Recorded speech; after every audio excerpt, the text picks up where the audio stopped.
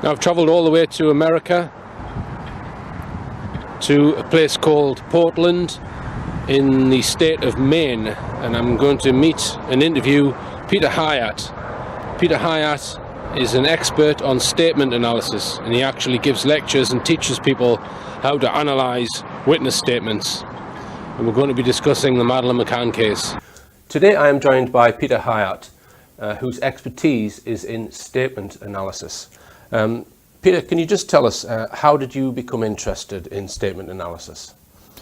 Quite a number of years ago, I was a self-described naive, very easy to deceive person. So I began reading books on statement analysis just as a hobby. Mm-hmm. But eventually, this led into employment where I was given an initial 200 hours of training back in late 2001, I believe, in legally sound interviewing, and from there I went into more formal training, worked on cases as a state investigator for allegations of child abuse and later on allegations of adult abuse. But then I went to teaching statement analysis, and after teaching it, it was very natural that those who attended would ask for assistance. And sometimes that assistance translated into, would you do the investigation for us, especially in private companies? From there, I became more and more involved with law enforcement, in training law enforcement, assisting law enforcement. And so currently I work full-time as an analyst and an instructor, teaching law enforcement, teaching journalists, lawyers, therapists, all different professionals who study the techniques used to discern deception, but also content analysis. So it goes well beyond just saying if someone is lying or not. What are they lying about? Why are they lying? Mm-hmm. Which leads to the ultimate is when someone sends an anonymous threatening letter. Statement analysis is often able to identify who wrote this letter and what the person that wrote the letter is like. Right. This allows them to know, is this threat real? The training involves testing, quizzes, practice, more tests, more quiz, more practice. Eventually, we offer certification, and this is also part of the University of Maine's continuing education units, we call it CEUs, for professional licenses. Mm-hmm. So people are involved in formal training are able to reach a level of certification. The certification is only worth what the work shows it to be. And in many detecting deception schools, they run around 70% success. For us, that would be an abysmal result. These investigators are running at or near 100% success rate. Right. And you can test that by, you make an assertion during the investigation stage based on their statements, and then if someone is then convicted on other evidence, you know that you were correct. So that gives you a way of measuring the performance. Yeah, that's one way of measuring. This is actually rather exciting. An easier way to measure the success is the confession. Yeah, the confession or admission, and we have that more than convictions, because when a person is deceptive, and during the interview process, where they are confronted using their own words, it is legally sound, it is non-interpretive, but where they're confronted with their own words, they often will either confess or admit what they have done. Now, the difference between a confession and admission is legally we need one or the other, but an admission is to acknowledge what one has done. A confession would say, what I've done is this, plus it's morally wrong. We don't need a confession, we do need an admission. Mm-hmm. Then we have something, it's called the A to Z. This is very exciting. An A to Z is where an investigator, say in law enforcement, receives a report of an allegation. Someone has stolen. And before any of the interviews or any of the investigation begins, the person who is accused of stealing is told to write out what happened. They are to sit down comfortably, choose their own words. They're given bottled water in a comfortable setting. There is no threats. There is no coercion. Please tell us in your own words what happened. The person says, well, where do I begin? Wherever you feel comfortable beginning. So we don't introduce any language to them or any words. Person writes out what happened.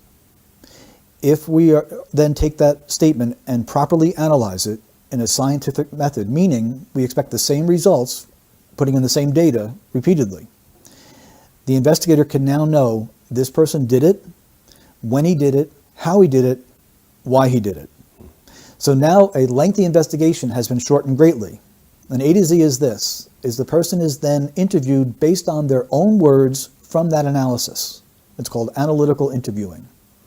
No new language is introduced. The subject is not threatened at all. The subject is not interrupted. He is allowed to speak freely about what happened. When he reaches a point where he is caught by his own words, he often will admit what he did. When he admits what he has done, the investigator then takes the analysis, hands it to him, and says, review this for me. And there's often this type of unity between the investigator and the now suspect, where the suspect shares, oh, your analysis was correct here. Yeah, you're right. I did hide the gun there, and able to go through it. That investigator is now filled with resolve and confidence that he takes into other investigations. So it is fantastic traction for their careers. It's a strength for truth, and it becomes a lesson like no other.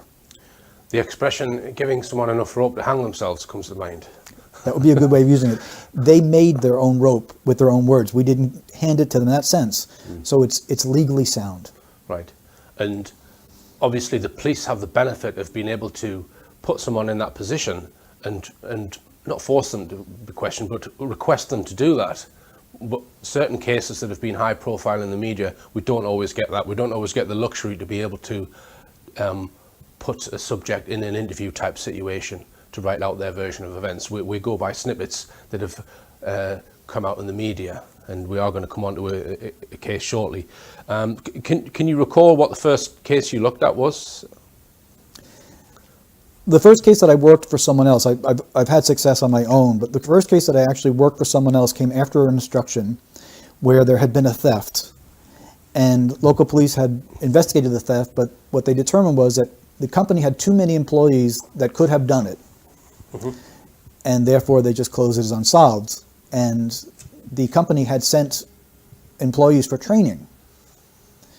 And they asked if I could review their work, and then they eventually asked, could you take over for us? So I had all the employees write out what they did during their shift. I came back and said, here's the one that stole it, here's when he stole it, here's how he stole it. They asked if I would conduct the interview. I did, and he confessed. Right, very good. And have you got a rough figure as to how many cases you've looked at? Hundreds. It would be hard to tell, right, because it's most cases, I should say, at this point in my life, most cases I'm just assisting investigators. They're the ones doing the work. They're the ones that, and many of them are so good that they'll send me their analysis. That's an important thing. A good analyst never stands on his or her own footing. We always ask someone to check our work. Always a second set of eyes, at least. And so we have many now in training that other law enforcement is asking them for help now because they're so good at it. Right. They're driven for justice. And is your work ever used in court or by other professionals? Well, it's used in court routinely. Statement analysis, like the polygraph, is not admissible as evidence. What happens is during even a cross-examination, the trained investigator is using statement analysis as he goes into testimony. So for instance, an example of this is a man who was accused of murder, took the stand in his own defense. And this is an example of how a prosecutor used the statement analysis to a successful conclusion. The man had been accused of killing a 13-year-old little girl out in the woods. He had claimed that he was alone in the woods. So, and when he took the stand in his own defense, the prosecutor asked, well, tell us what happened and what happened next. Those are the two most powerful questions that we have. What happened? What happened next? It allows them to choose whatever they want to choose. And this is an important point. The average person has a vocabulary of about 20,000 words. When you ask someone what happened, They must go into that vocabulary, decide what words to use out of the 20,000, where to order them, what verb tenses to use, what pronouns to use, where to place each word next to each other to communicate in less than a microsecond of time. That is a process that, when disrupted by deception, we catch. This man said he was alone. I was sitting down admiring the deciduous trees when we were losing daylight, so I got up, and the prosecutor said, "Excuse me, you said we were losing daylight?" The pronoun we is instinctive and intuitive. It meant he was not alone. The defense called for a recess. The next day they came back and attempted to explain away why the word we should mean I. The jury didn't buy it, and he was convicted. Mm-hmm. Okay. And do you purely look at written statements, or do you listen to audio, or do you watch video? D, all of the above. All of the above. Yeah, the training begins with only written statements, and that's really the most effective means of doing this. But what happens is, very naturally, it's called statement analysis, moves to a form of discourse analysis when someone becomes better and better over time. Their listening skills improve, and they're able to analyze as they're speaking. Okay, and I've got a list here of some areas that perhaps can indicate deception. Do you want to mention some of it, Peter, Sure. before we analyse the interview that we're going to look at? Sure. So hesitation. Well, we look at a disruption. Now, some people naturally will hesitate as they speak, so we look for a pattern. If someone is suddenly hesitating, we want to know why. So we call this a sensitivity indicator, meaning, for example, if I ask you a question and you answer the question with a question, you're buying yourself some time. I know this is an important question. It doesn't necessarily mean that you're being deceptive, but you've sure caught my attention. Right, okay. And searching for the right words? Well, thoughtful people can do that, but when they are under certain contexts, like in a missing child case, we want to know what is the relationship between the missing child and the subject speaking. If it is a very close relationship, we generally don't see someone pausing or searching just for the right words. They don't care. All they care about is the missing child. And diverting, avoiding questions? A common form of deception. All right. What about unnecessary expansion on certain subjects, like using woolly jargon and that kind of thing? Can that be a form of deception? Yes, as a matter of fact, it's one of the most important things we look at. When someone uses an unnecessary word, unnecessary phrase, unnecessary detail, we deem it as doubly important. Right. I'll give you a good example of that. When I go to the store, in order for me to go to a store, I have to leave where I'm at. So someone will say, I went to the store. The pronoun I went past tense, and the store is where they went. It is very likely, statistically, to be reliable. But if someone says, I left my house and went to the store, it's unnecessary to tell us that they left the house, because you can't get to the store unless you leave. So we know something happened at the house that you're not telling me. 70% likelihood that it has to do with time or rushing or couldn't find my keys, something like that. But 30% of the time, it's critically withheld information. Right. And what about distancing language, where you try and refer to a group rather than yourself? Yeah, there's a couple different forms of distancing language, and we look at distancing language and flag it as such. I went Christmas shopping with Heather. I and Heather couldn't be any further apart in the sentence than I just made it. What caused the distancing? Did we have an argument? Did I not want to go shopping? I could have said, Heather and I went Christmas shopping, but I didn't. So I went Christmas shopping with Heather puts me and Heather far apart. Sometimes the distance is nothing more than geographical. Sometimes it is strongly psychological. In cases where we expect very closeness, like if an assault case, a missing person case. An assault case is very personal. The language should reflect that. When someone has something happen to them where their body space was invaded and they were harmed, there's a hormonal response that's always going to show itself in the language. So when someone says that they were assaulted and there's distancing language, we look for deception. Okay. And what about the use of the word would? I would have done instead of I did do. Sure. It's one of the things that deceptive people use, and here's why. I said before that the average person has 20,000 words in their vocabulary. A more intelligent person might have 25, even 30,000 words. And when you ask them what happened, they must go into their memory. And when experiential memory speaks, it is very smooth and it goes in chronological order. A lie will disrupt that, and that causes internal stress. So people say, well, sociopaths don't feel stressed when they're lying. That's not true. They feel very stressed when they're lying because they don't want to be caught. So to disrupt that process is very stressful, and those that are really good at lying will use a substitute of words. So one of the things they'll do, instead of saying, I did not use performance-enhancing drugs, they say, I never used performance-enhancing drugs. I would never. And what they're doing is they're actually distancing themselves from an actual denial. We saw this many years ago in Lance Armstrong, where he repeatedly used the word would never or never. In all the years that I watched his interviews, all the transcripts that I've seen, not once did he say, I didn't use performance-enhancing drugs. He avoided it. And what about qualifying words which change or weaken a statement? Tell us about that. Sure. It can be used appropriately, it can be used inappropriately. If I said to you, I locked my keys in the car, you can be confident that I know where my keys are, they're locked in the car.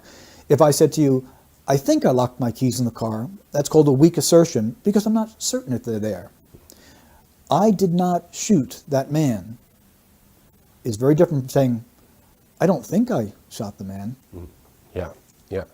Okay. And what about using the past tense about a recently missing person? This is critical.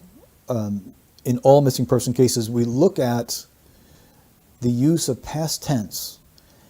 And Richard, when it comes to a missing child and a close relative, meaning the biological father or the mother, there is such a natural denial, even stronger in women than men, that we have cases where a child has gone missing, the child has been found deceased, and the mother refuses to reference her child in the past tense. She just cannot accept it.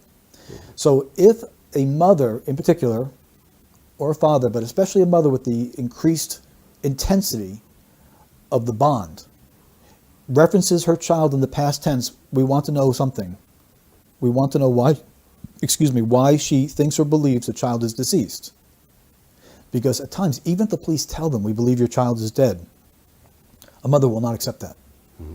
So when a mother of a missing child speaks of the child in the past tense early on before the processing has taken place, she's giving us a strong indication that she may know more than she's saying. All right. And what about refusing a polygraph test? Can you read anything into that or not? Yes. John Walsh has become famous, unfortunately, for the tragedy that happened in his life here in America. And he advises people very publicly. And what I mean by very publicly is not just through his own website, but through every television appearance he does regarding missing children, is he says to the parents, take a polygraph immediately so the police can do their work and find your child. When someone refuses to take a polygraph, they have a reason to refuse it. And that's of great concern. Right. Okay. And tell us about the ratio of how much time people spend when they're telling a story at the beginning and the middle of it and an end, and what that might reveal. Sure. We actually measure the content of someone's account. And a truthful account will generally be broken down into 3 parts. If your child went missing, and I were to ask you questions about it, the most important thing to you is your child missing. That's what you're going to talk about. And so the bulk of your words are going to be focused on your child and what happened. You might introduce it saying, I went to dinner, and that's a short introduction, and then you talk about your child, and then afterwards you called 911, or you called police, or you called for assistance. but the bulk of your account is going to be found right in the middle. What happened to your child is the most important thing to you. Deceptive people who have guilty knowledge of what happened to their child don't want to talk about it because it causes internal stress. So they talk a great deal of time in what happened beforehand. That's where they focus their details. Whereas any parent without guilty knowledge, any innocent parent, is going to focus upon the child. Now, when I say innocent, I mean a de facto innocence, not a judicial innocence. People are innocent until proven guilty in a court of law in the United States. What I mean by innocent is the de facto or in fact innocence. They have no guilty knowledge of what happened to their missing child. Mm-hmm. That type of innocence. So right. It's important to... Yes, I understand that. Now, you run a blog, Peter, where a lot of this statement analysis subject is discussed. Can you put everything on there, all of your professional cases, or are you limited as to what you can write on the blog? Yeah, the blog is only cases that I'm not professionally involved in. So the most fascinating cases never reach the blog. The blog is also a tool of advertising for my business. The blog catches the attention of investigators and who say, oh, I'd like to study that more in depth. Most of them have had some training in their academies. Some were privileged to go on to the FBI's National Academy where they learned deception detection. But what I produce on the blog is short summaries, not in-depth analysis. It would take far too long to explain some of the things there. Mm-hmm. On the case of missing Madeleine McCann, I didn't cover it a great deal. It fascinated me, but I didn't cover a great deal because it seemed that it was saturated with coverage. Mm-hmm. And when something becomes that heavily covered, I generally move on to something else. And so I put a general analysis on the blog about it, but really in the interview, there's much more there than... much more right. In the content of the analysis mm-hmm. than is on the blog. So this was an interview that the McCann's did in 2011, and I think it was on Australian television. And you did an analysis of that interview, of what they said in that interview, of their statements. So you transcribed the interview first, and then you've put your analysis on the blog. So why did you choose that particular one? Was there any reason, or was it just the first one you came across? Was there any reason why you chose that one? Because they've done a lot of interviews. Yeah, this was one that someone sent the transcripts to me. Right. Transcription services is expensive and it's time consuming. I can't do that. I can't go that. So there are people that are associated with the blog who will send trusted transcribed interviews to me. And I have to make a decision at any given time, what do I have enough time to go into? Mm-hmm. I also have to weigh in is that if I get involved with this and law enforcement sees it and contacts me, I've got to delete it and try to assist them. Sorry, you have to delete that. Why would you have to delete it? You mean on that case if they get in touch with you? On any given case, if law enforcement requests that it not be there, that it could hinder the investigation, I take it down. Oh, I see. So let's say that people who were investigating the Madeleine case weren't happy with that and asked you to take it down, right? I see. Yeah. Or if and this has happened before too, is where a police department will say, I saw your analysis, it's really good. Could you help me on this case? I delete it because I can't comment on something that's going to be adjudicated. Right. I don't ever want to interfere with justice. Justice comes before anything else. Right. And before we do some analysis on this interview, because you've reappraised it, is that right to say that this 2011 interview, you've done more detailed analysis on it? Is that? Yes. My conclusion hasn't changed. My general conclusion hasn't changed. But what I've done is more intense analysis, and there's several reasons for that.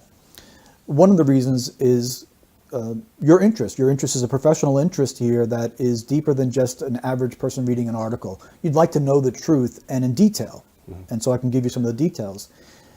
But there's also something else, and this really applies to so much else in life as well, is when we do analysis of a case and we review the analysis later on, we generally will pick up a little bit here, a little bit there that we may have missed or didn't focus upon. when we reanalyze something from what we call disparate eyes, from a mind that has moved on to other things, it is called the 40% rule. The same content may yield 40% more information. Mm-hmm. And it's quite practical in the sense that your mind goes on a scent. You pick up a scent and you follow it. And once you follow it to completion, you've got a good portrait. When you look at it again, maybe a month later, you don't have that same scent. Mm-hmm. And you say, oh, I need to focus a little more on something else here now. And that yields more and more content. Then you can take it and hand it to another trained analyst who now brings in more information. And so, although it doesn't change the conclusion, it enhances the analysis itself. Mm-hmm. We're literally entering into the perception of reality from the speaker. Before you tell us your analysis on this interview, just want to mention the legal aspects of this. This is opinion. Yeah, there's no statement of innocence or guilt. Is that, just tell us what an analysis is in those terms? Yeah, this is, we call it presuppositional thinking. We go into a statement presupposing an opinion. Now, when someone speaks publicly, there is an expectation that is presupposed. You're either going to believe me or you're not. And the public, we have a right to say, I believe what they're telling me, I don't believe what they're telling me. It is just my opinion. If I say I believe someone or I don't believe someone, as a statement analyst, it's my opinion and here's why I have this opinion. So I'm able to explain why. Now, this is not, it sounds like a moral exercise. It's not.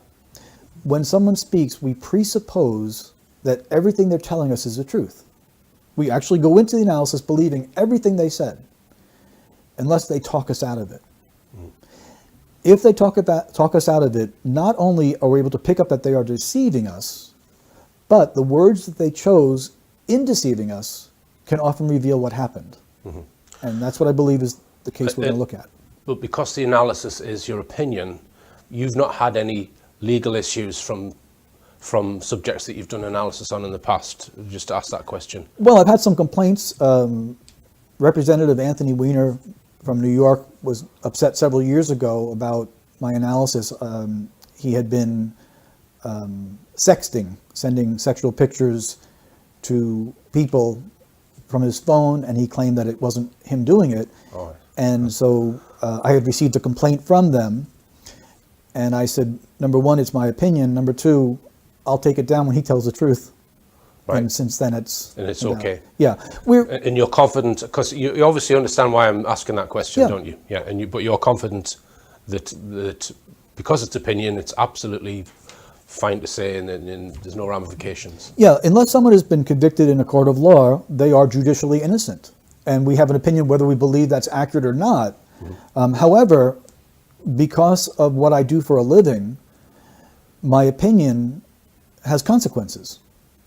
So if I am able to go through an entire interview like the McCann's gave and make a conclusion, it's going to impact my ability to provide for my family. So anyone can have an opinion that's perfectly appropriate. It's legal to have an opinion.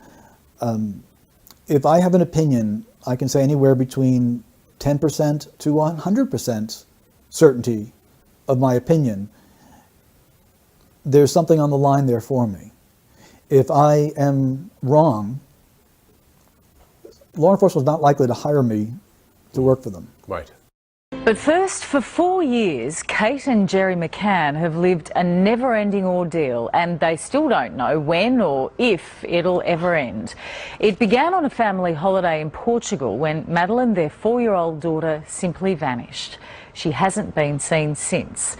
Tonight, the mystery deepens. You're about to see home video never shown before and learn the vital clue Madeline left behind.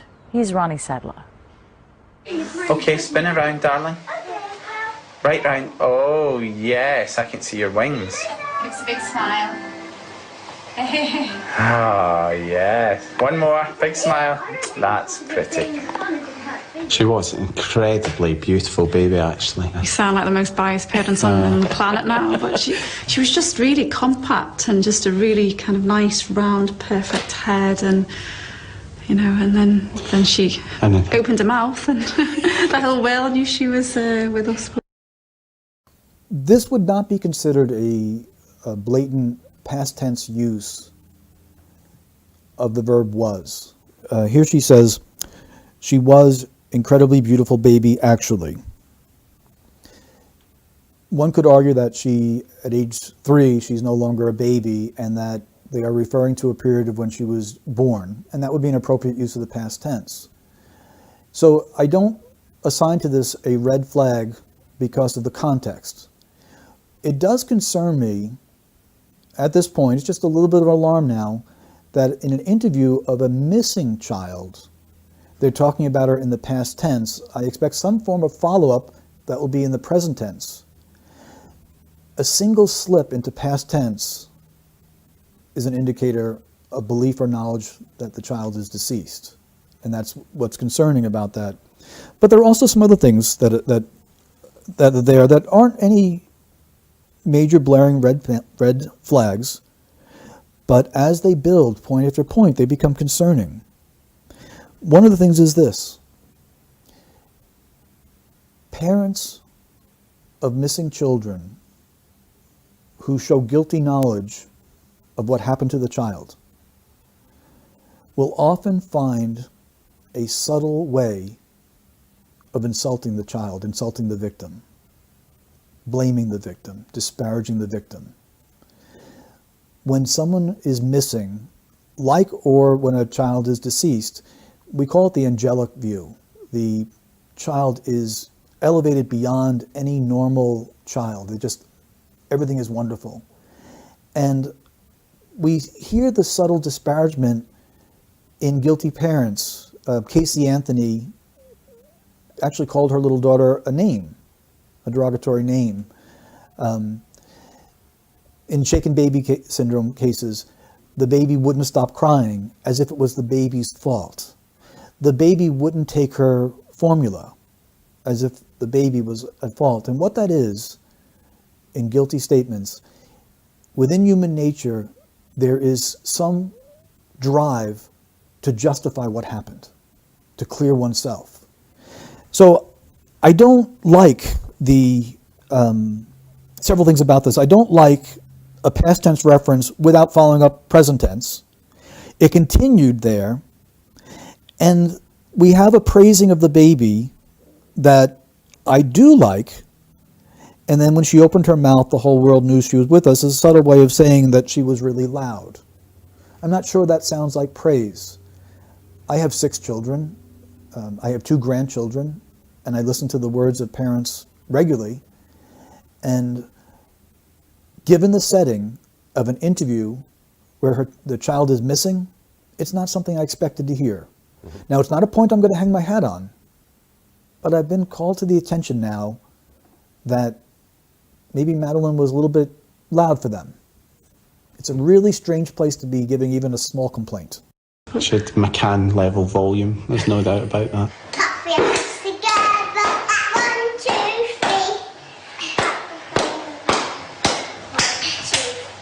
3. Yay, well done. Okay, let's sing another one. I always wanted to be a mother. I don't know if maybe that stemmed from being an only child and sort of, you know, wanting that feeling of family.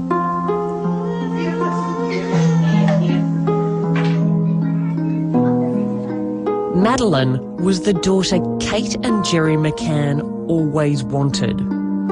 For years, Kate struggled to fall pregnant, so when Madeline came along, they felt blessed. They loved to photograph her, and she loved being photographed. This is the last picture of Madeline, taken 7 hours before she disappeared.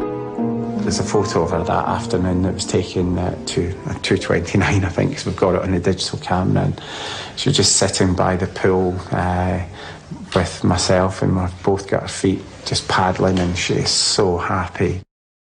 I am concerned, again lightly, but it is increasing, and here's why. They're speaking in terms of nostalgia. This is what we do when a child is not coming back. They are waxing nostalgic about a child that's missing. And this is going to become right now a very minor point is going to become a major red flag for deception. If you were able to put yourself into their shoes, which is what we always do, put yourself in the shoes, what would you be like? What would you be like if your child was missing? And this is what is terribly missing from the interview.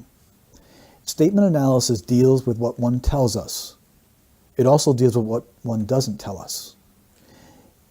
When parents of missing children have no involvement or no guilty knowledge of what happened to the child, their focus is on what the child is experiencing now. Does she have her favorite blankie? Does she have her teddy bear? Is someone looking at her warm smile? Are they kissing her? Is she scared at night? They are consumed by these thoughts. These people are speaking as if they have already processed something, which is her death. It's been 1,543 days since Madeleine McCann vanished. To keep Madeleine's case alive, this private couple has revealed more of themselves than ever before. Kate and Jerry are both doctors. They married in 1998, and in 2001, after 3 years of failing to conceive naturally, they began IVF. 18 months later, on the eve of another hospital appointment, Kate did a home pregnancy test. A little line appeared on the test. You know, I'm a doctor and it says on the box any kind of line is a positive, but I was like, oh, I'm not sure. But there was that faint kind of... Showed it's me and I'm like, it's definitely. It's definitely. No question. And obviously we had a scan and there's a little beating heart and that was our little Madeleine, you know, so... Who's that present for? That's for Auntie Claire. Are we going to post it today? No. We are. There's a letter. Who says uh-huh? Say yes, Daddy. Yes, Daddy. Okay. And then, in May 2003, 3 became 5. When she first saw the twins, she was just ecstatic. Absolutely ecstatic. Oh, we took a very big tonics. Santa must have bring all these toys. Alice. Felt blessed, really, at that time. You say the family felt really complete. You know, we did feel incredibly lucky.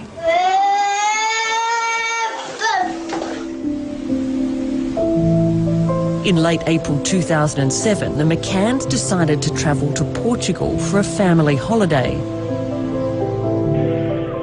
In the pink pants climbing the stairs to the plane is Madeleine.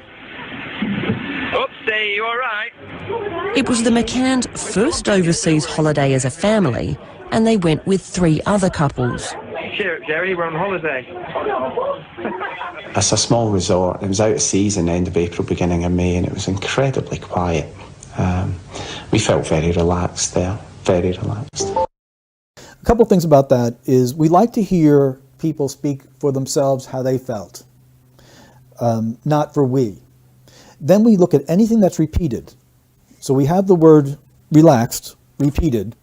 We have the word very repeated. So very relaxed, and not for himself, Jerry, but for both of them speaking. Okay.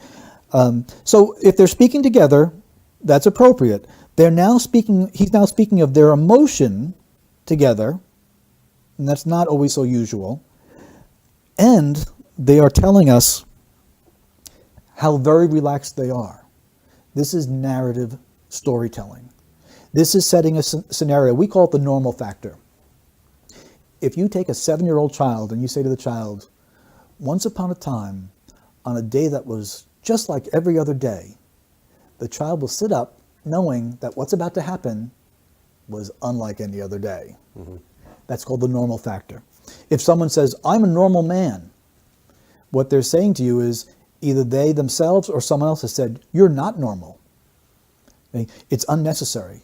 Well, here, what we call this as a need to persuade that this was a normal day is telling us he knows it's anything but. Mm. That's storytelling. That's when those in law enforcement will say, I feel like they're storytelling. They're actually narrative building. They're bringing your emotions into an account. Instead of saying, my daughter's missing. I don't know what she's experiencing. I don't know who she's looking at. I don't know if they're giving her medicine. With that urgency, not only did they wax nostalgic, but now they're allowing you to enter into their emotions, and I want you to make sure that you understand my emotions were very relaxed. So at some point you say, wow, you sure seem to need to convince me that it was a normal, relaxing day. Why do you have to convince me of that? In the evening, the children were put to bed by 7:30, before the adults had dinner together down at the pool. From where they ate, Kate and Jerry could see the back of their apartment and left the door unlocked. If you measure it directly from the back of the apartment as a straight line to where we're dining, it's only 50 metres. 50 metres? That's a direct line now. 49.4 on Google if you want to be really specific. Okay, now one would say in defense of them is that, hey, they've been accused of neglect. And they're defending themselves, so much to the point that Kate went online and Googled it and found out exactly the distance that it was away. There's a problem with that, however. She's missing. I expect them to talk about not defense of themselves, but concern for her right now, at this moment of the interview. It's not there. Statement analysis deals with what one says and what one doesn't say. Now we're being given a lot of detail about the distance. Before I was given a lot of detail about what Madeline was like. I've not heard yet a single detail about what Madeline is experiencing in the hands of strangers. But the proximity was very close. This is insightful because, first of all, the word but will refute what just preceded it or minimize what preceded it. But this is insightful. I simply ask a listener to answer this question for me. Who are they most concerned about? Are they most concerned about Madeline or about themselves? How can they not be concerned about Madeline? How could they even care? They should be really accusing themselves of neglect. The fact that they don't accuse themselves of neglect but are justifying themselves tells you something else. Not only do we not have concern for Madeline, we have concern for self. Why would you be concerned for self?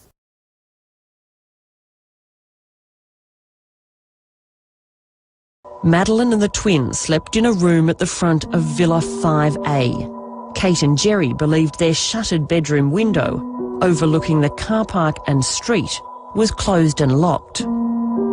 Every half an hour, the parents would take turns to check on each other's children.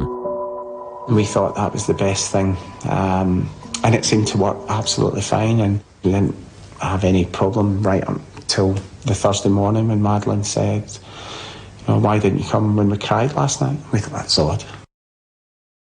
Okay, well, when you look at the word but I mentioned before, that should call your attention to what preceded it. And what Kate had said was 49.4 on Google, if you want to be really specific. And I asked the question, who would want to be really specific in this case? Well, the investigators would be. When a child goes missing, the innocent parent's brain never shuts off. This is why they don't sleep, not just the anxiety, but they replay everything in their mind due to a hormonal rush. The fight or flight hormone is elevated, it's up there. In this hormonal increase, their mind goes to detail, particularly when they try to sleep. They will often call the voicemail of a detective and say, I just thought of this and I just thought of that. Always on alert, high alert. Here we have this type of high alert detail, but not about Madeline, about justifying themselves. So with that context, the context now is they are concerned for themselves. When a child goes missing, this is very personal to a mother, and this is very personal to a father. No matter what, when a child falls, a father feels responsible. The father didn't protect the fall, even though he really has no reason to blame himself. We do that. It's just natural. We speak for ourselves. At this point, I am not comfortable with the word we here. We thought, because now he's entering into what she thought. And listen to his words. We thought, not I, but we thought that was the best thing, and then a pause, or a and it seemed to work not fine, but absolutely fine. Then he says, we didn't have any problems. Now, when we ask people what happened is limited to a finite number of things. And they will choose which is most important to tell us. When someone tells us what didn't happen is an infinite number of things. So when they tell us what didn't happen, we are on high alert now for very, very possible deception. And here's what we have. Until Madeline said, or when Madeline said, why didn't you come when we cried last night? How old was Madeline when... Yeah, three, nearly 4. Yeah. Sure. As a parent, as a grandparent, and someone who taught parenting classes for years, many years ago, children are by nature narcissistic. A child will say, when I cried, not we. The child is not going to show concern at that age for little babies, unless two things. Unless the child is a little bit older, 5 or 6, and the child is parentified, meaning the neglect in the home has been so severe that the 5 or 6-year-old is being the parent to others. Mm-hmm. And you'll see this in child abuse cases where a neglectful mother will say, look how she can cook her own meals on a little hands that should never be near a stove or an oven. The neglectful parent is boasting about it.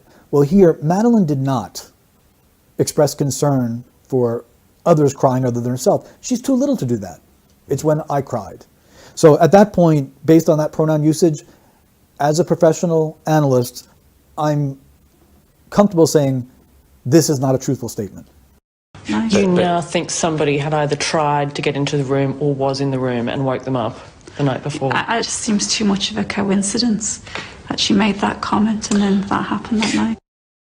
Yes, what she's now doing is she's floating doubt for people. She's floating doubt. And she's going to do it more intensely coming up in a moment here. But she's allowing for people to enter into an emotion that doesn't exist. And this is very important in statement analysis. When we experience something that is emotionally charged, I once had a man point a 9mm gun at my head as he was robbing someone in a drug robbery.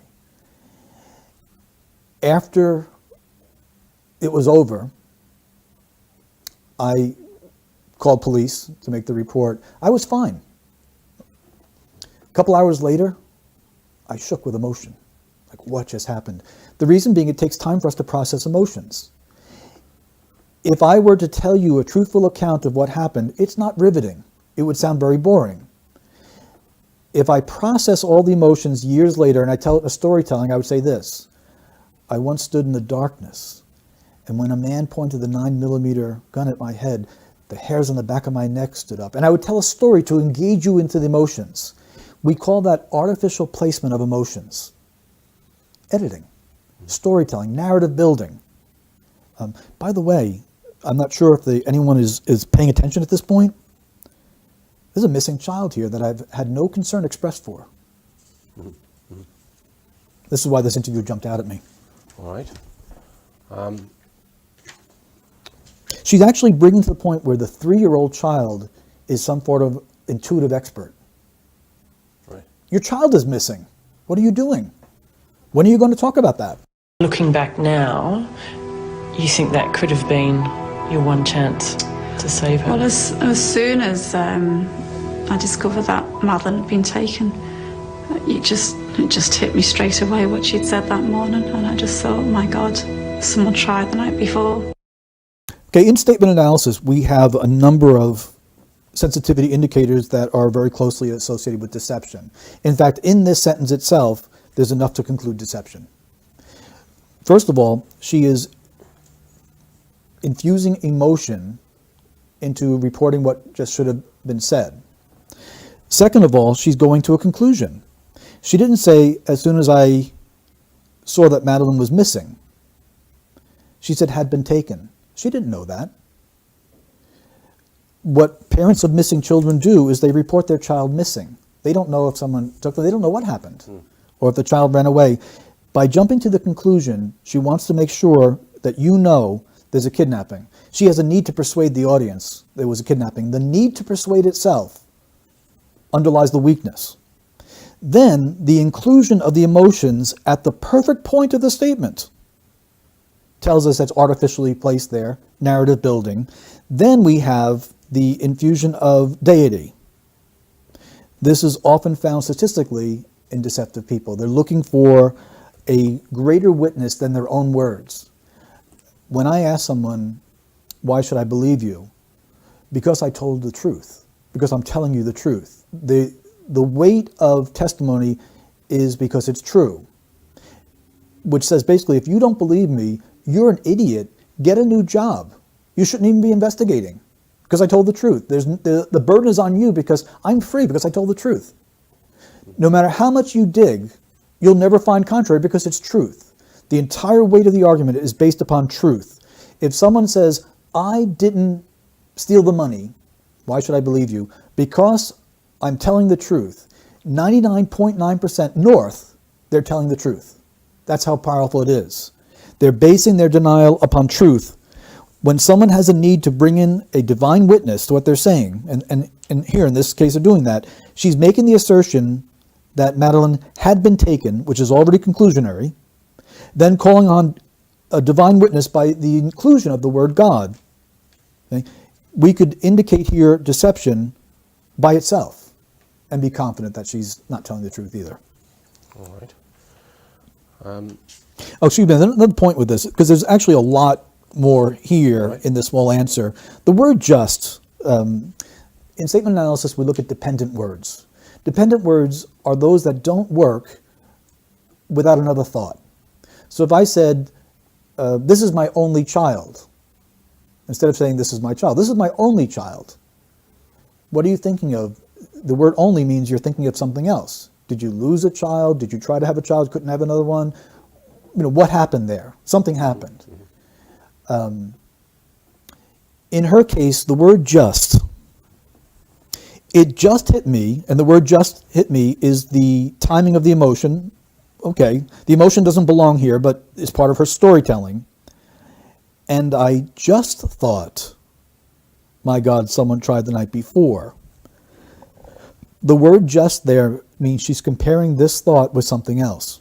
Deceptive people do it all the time. They're comparing the thought that they're floating for the audience with the truth, what really happened. It's a small point, but when enough small points come together, it's a large point. In that answer, we have her logical conclusion, her comparisons. We have her giving detail that doesn't add up to what children respond like. And we know that at this particular point in the statement, her concern should not be what a 3-year-old thought, but what my 3-year-old is going through right now. And that again is missing. On Thursday night, Kate put her daughter to bed for the last time. But my memory of that evening is really vivid. I mean, she was really tired, but she was just cuddled up on my knee and we read a story. And we also had some treats. We had some crisps and biscuits. And then after they'd done the usual kind of toilet teeth, we went through to the bedroom and read another story, If You're Happy and You Know It.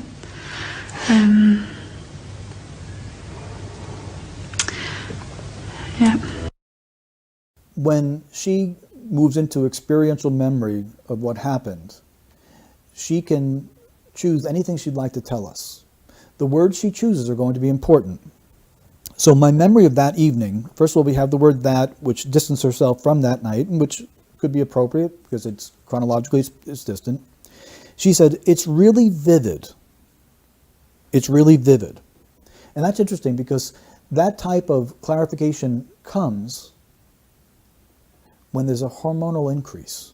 The fight or flight hormone, that cortisol and others that rise in the body to the brain, brings great clarity of thought. But if this was a normal, quiet, happy evening, what would cause such vividness in her memory?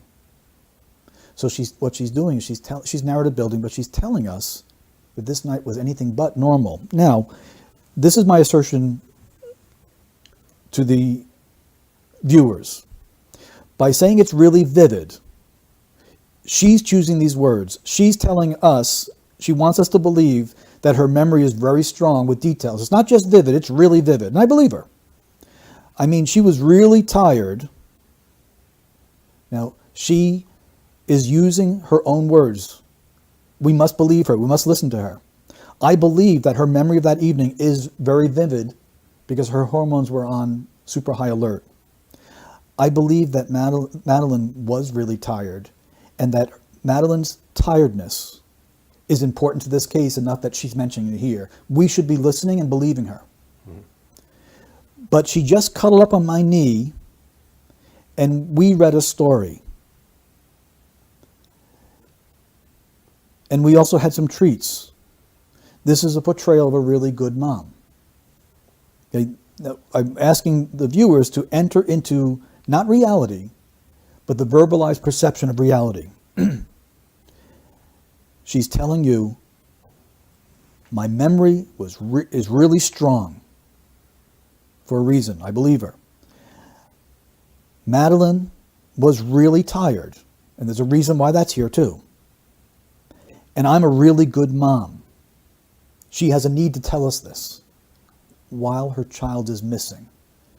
Okay? This is often an indication of neglect or abuse. There's a correlation between mothers who, when they go for substance abuse treatment, if a mother says in the in-screening of substance abuse treatment, I'm a really great mom, or portrays it in any way, shape, or form, it's a signal for the therapist to go into the history and find this mother has been involved with Child Protective Services. Okay? In other words, great moms are often too tired to talk about how great they are, just from being tired. It's the need to brag is concerning. Now, her child is missing. At this point, the self-condemnation should be through the roof instead of the boasting. This is not a good sign. I'm believing her as she's guiding me until she talks me out of it. I think they may have read. I think they may have had some treats. In fact, she's given me exact details of the treats because I think she really is vivid memory because the hormones are really high, which is concerning. And then what I mentioned earlier about the normal factor, here we go. The usual kind. In other words, it's a normal, usual night. The need for her to express that tells us it was anything but. It was anything but. Now, the mentioning of toilet, teeth is unnecessary. There's any number of things that you do with a child, but she chooses to include these things. These associations in language are often associated with sexual abuse. Right. And this, I've heard you say that before, Peter, or read that. That seems quite sort of, I don't understand why that might be the case. Sure, and it does warrant an explanation. I was once investigating a robbery, and the employees were asked to write out a statement of what they had done. And one woman wrote, I woke up, brushed my teeth, got dressed, and went to work. And she included the brushing of her teeth. And in statement analysis, we believe what someone tells us. I believe she brushed her teeth. I also know that when people include brushing of teeth in a statement, it's very rare. It's important to her. It's something that we all do, and 90% plus people don't feel necessary to tell us they brush their teeth. So why would brushing teeth be so important to her?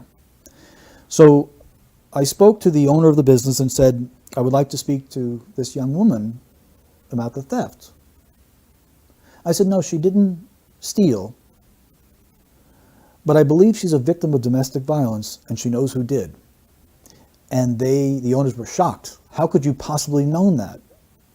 We had met with her. She is in a domestically violent relationship. We talked about it. We've been trying to get her out of it, but she won't listen to us. How did you know? I said, because she brushed her teeth. And they thought that was just crazy. I said, no. What we do is we flag personal hygiene. And we ask you to consider what her life is like. Women that are involved in domestically violent relationships are generally not subject to violence. It is the threat of violence that controls them.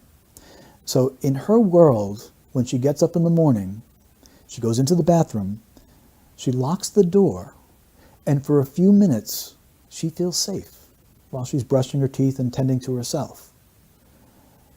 Because the rest of her life is controlled by him. He might text her at work, he might call her at work, he might control things. And what I think happened there was that she allowed him and his gang to enter access into the building to commit the theft. Brushing her teeth was something so important to her that she mentioned it. So whenever we see personal hygiene, where it is unnecessary, we explore for these matters. Now, the idea of sexual abuse comes in with water. School teacher notices that little Johnny comes to school every day and he's always clean, but before every snack or after every snack, we got to get him to wash his hands. Like all little children, that's just kind of a norm. One day, Johnny comes to school and he washes his hands without being asked, and washes them again, and washes them again, and washes them again. And the teacher says, uh-oh, something's wrong. There's a dramatic change in his behavior, and it has to do with water. Okay. What they have to explore for is the possibility of sexual abuse. When a child is sexually abused very early on, in the bedroom by a trusted family member, the child's sensory is different. And someone may be 40 years old and say, when I went to the store, I opened the door and went in.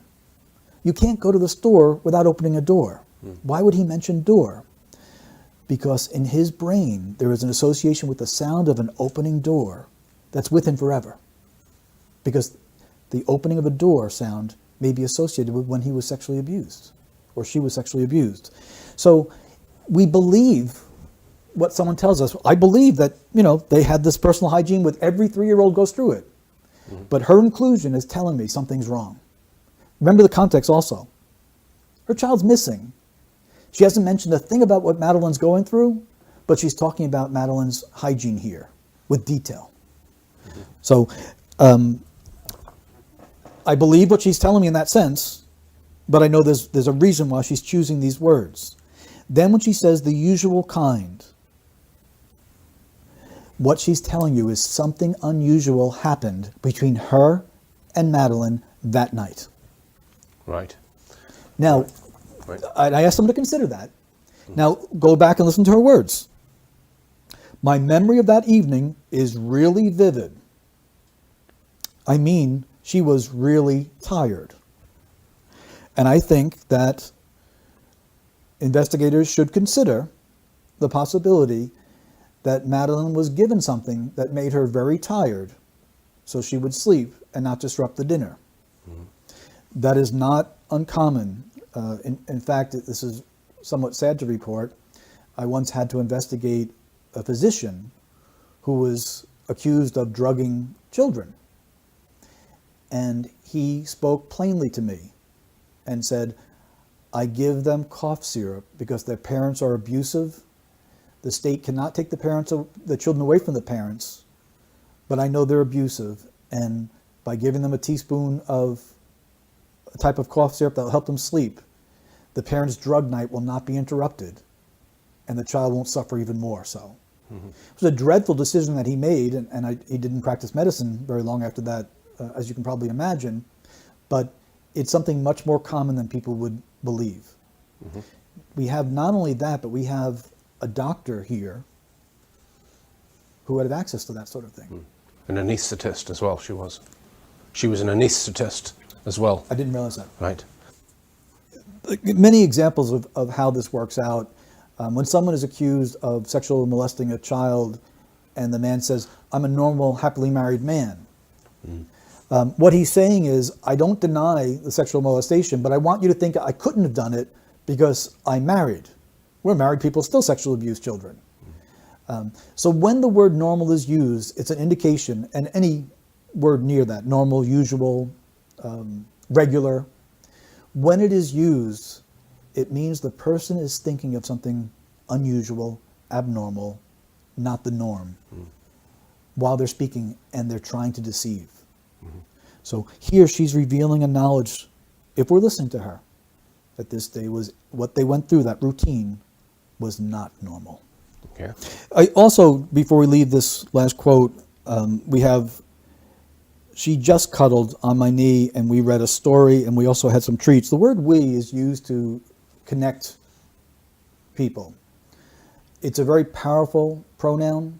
It often speaks of unity. And we do not hear the word we between a murderer and a victim. It's very unusual. What this suggests, along with the word cuddled, is something different. The word cuddled, that's what 3-year-olds do. It's unnecessary to tell us that. It is persuasive language. She's trying to portray something as being very close, very normal, telling us that something wasn't normal about it. But the word we suggests something to consider, that what happened to Madeline that night may not have been intentional. And so I am a slave to the statement. The words must guide me, and no matter what my opinion may be, what I do now is I have indication within the language that there is no concern for Madeline, which we'll explore, that Madeline is not alive at this point, and that they are concealing information about what happened to Madeline, but thus far, this is not premeditated. Mm-hmm. This is someone who had a boundary set up in the family, and the ties that bind them together here produce the word we. Mm-hmm. When you say that night, right, the night that something happened, if it happened, mm-hmm. Are you convinced that it's the night that they said, or do you think it could have been a different night, a previous night? Oh, it could be the previous night. This could or previous, not necessarily the date they've said. Yeah, that's a very good point, because usual is given. Usual is given. What she could be talking about is patterns. Mm-hmm. Speaking of patterns, if this child was given something to make her sleep, it wouldn't have been the first time. Mm-hmm. And that's what that could suggest. Mm-hmm. If you've watched my final film, a lot of people think that they spent 3 days or so before they announced to the public that Madeline had gone missing, that they spent some time planning it. That's a well, it's all covered in my final film, basically. But what we looked at was, we went back in time from the point where they alerted the police to try and find evidence of her being alive in photographs and all kinds of things. So there is a school of thought that she died on the 29th of April, which was 3 days before they even reported her missing. So I don't know, have you not watched that final film? I haven't yet. Right, okay. All right. Right now it's not supported by the language, but the reason I mention it is because what I do is I have to be open to anything that comes in, and what I'll say is the language will affirm that, the language will deny that, or the language won't address it. It's called a temporal lacunae, a jump over in time, and at this point I don't see a deliberate attempt to jump time. Okay. And if it comes up later, I'll grab it, but I don't see it at this point. All right. At 9 p.m, Jerry checked on Madeline and the twins. I actually stuck my head round the door and I just lingered for a few seconds and thought how beautiful she was. And that's the last time I saw her. This is very concerning. This is a statement that bothers me a great deal. First of all, he begins with the pronoun I, which means psychologically he's putting himself there. This is good. We want him to be there. We want to have reliable information. But the next word is actually. The word actually means he's comparing what he's claiming to do with something else. Why would that be necessary at this point? Then I'd actually stuck my head around the door, and I just lingered for a few seconds and thought how beautiful she was, and that was the last time I saw her. At this point, his child is missing, not dead, according to their narrative.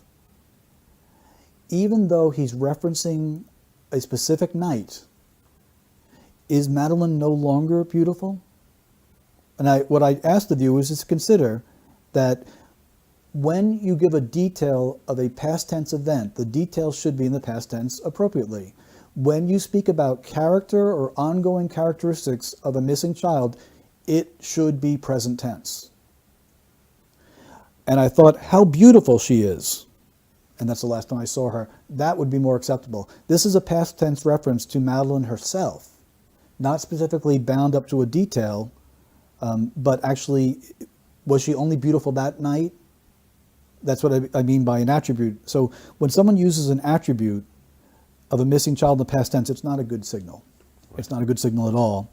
Now, he also stuttered with the pronoun I. So what we look for is that, does he normally stutter? And he doesn't. He's not a stutterer. The pronoun I is something that we in the English language use millions of times.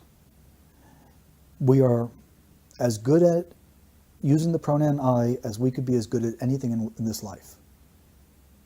When someone stutters on the pronoun I, there is an increase in tension and anxiety. And this stutter bothers me here. And it's important. He's talking about his daughter in the context she's still missing. So while the several things are wrong, he gives a narrative or an emotion. He references her beauty, which should be ongoing, and it's not. And he stutters on the pronoun I. And I still wait to hear concern for what Madeline is going through while this interview is being conducted. And that's going to be a bigger point as we move forward. Yeah. Excuse me. The last time someone sees a missing child is always going to be important. Right. This may sound a bit strange, but I believe him. I believe that the last time he saw her, he did linger. And he did think about how beautiful she was. I think this is where she was disposed of. And I'll build this theme as we go along. Right. The last time you saw her, you thought how lucky you were. Exactly. And that bothered me because that's very poor interviewing. That's why we train journalists to not teach someone how to lie. Because the problem with that is he did not think about how lucky he was unless something was wrong. And that's, I can't say that he thought how lucky I was. He only affirms it for what the interviewer said. The interviewer should not have said such a thing. The interviewer is speaking as if the interviewer believes the child is dead. If you have no guilty knowledge of your missing child and you leave the child to go to dinner, you're not going to have that type of nostalgic thoughts. You're just going to dinner and, we'll miss her, we'll be back in shortly and everything will be fine. You don't have those type of thoughts. Having those type of thoughts is an indication of guilty knowledge that Madeline's gone. Your world shattered within an hour. We now have a period of time, and we also have a case of distancing language where he didn't say, my world is shattered. If my daughter was missing, my world is shattered. Not your world, not someone else's world, not everyone's world, because everyone experiences this universally. My world is shattered. I'm the father.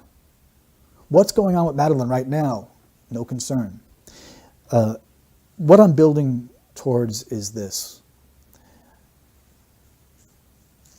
There's a reason why the McCann's do not show any concern over what Madeline's experiencing right now. They're intelligent people. They're no dummies here.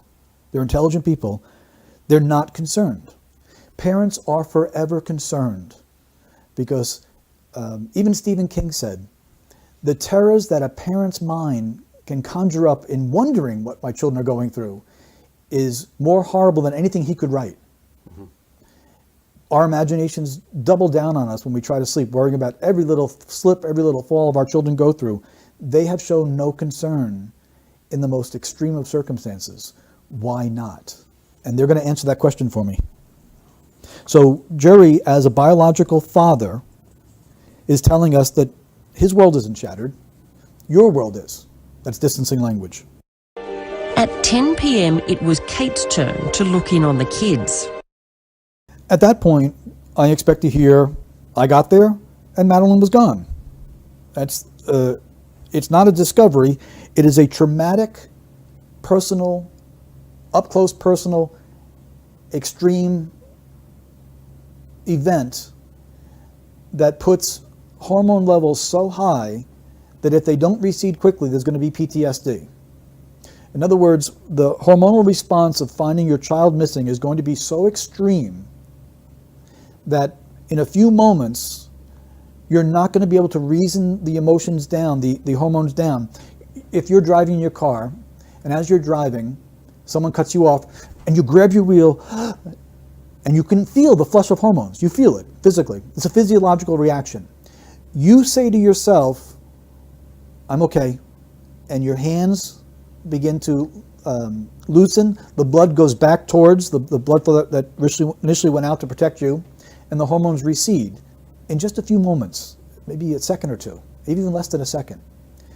If that hormonal response were to stay elevated for more than a few seconds, it is very likely that 30 years from now you're going to wake up screaming because the brain has an imprint on it.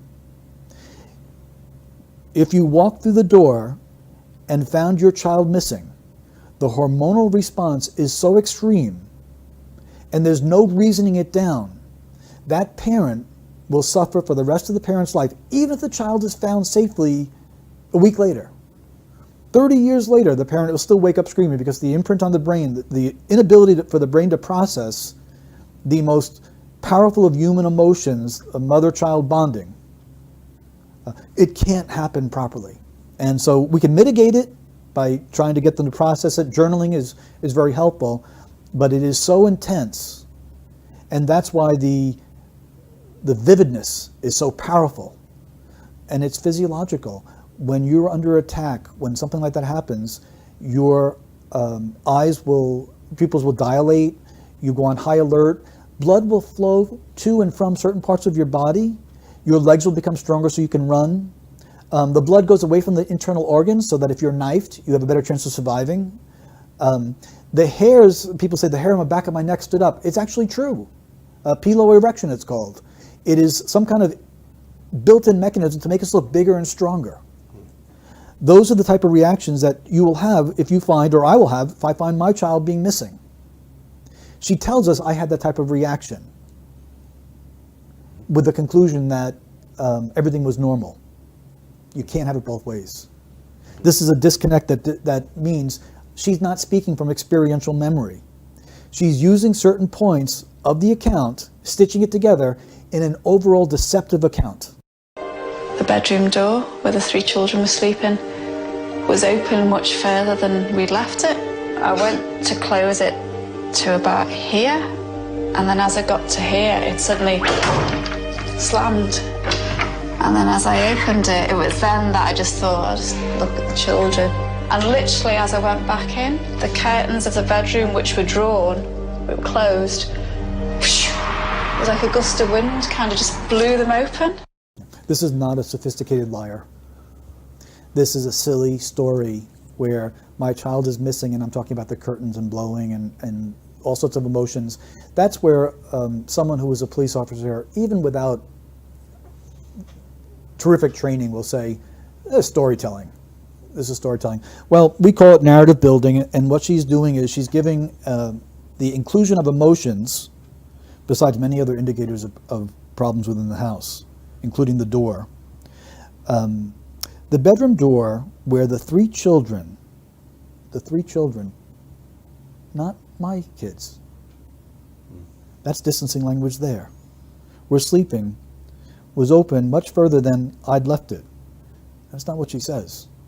We left it. Does that mean that she and her husband each took a hand and moved the door to a certain level together? Because that's what she wants me to believe. Mm-hmm. She's lying. Mm-hmm. This is deception. The fact that she's using door for deception is because she's building a narrative about a kidnapping. The need to build a narrative about kidnapping says the child wasn't kidnapped. That plainly. And literally, as I went back in, the curtains of the bedroom, which were drawn, were closed. It was like a gust of wind blew upon them. She's asking you to enter into an emotional, fictitious account. This is the writing of fiction. This is something that even Statement Analysis 101 would be able to grab on. Mm-hmm. So I conclude here, deception indicated from this alone. And you mentioned here again, doors and windows are often found within language of sexual abuse. Yeah, I'm concerned. Right. I'm concerned. This is not a normal family. There are verbal indicators, and it doesn't necessarily mean that Madeline was a victim of sexual abuse. What it could be is in the language of Kate that she was sexually abused while she was growing up. This would leave her vulnerable for things such as neglect. And if you take that to the next step, someone that has been sexually abused in childhood who is now vulnerable to neglecting her own children, possibly even failure to protect, if someone else like her husband was involved in sexual abuse, we would find the need to persuade us, I'm a great mom. We were cuddling. Okay? The reason I indicated deception with that statement about cuddling is because whenever someone says, we call it the I love you factor. I kissed my kids, told them I loved them, and went to bed. Everyone kisses their kids and says, I love you, go to bed. When you see that in a criminal statement, they're telling you something is really wrong between me and the kids.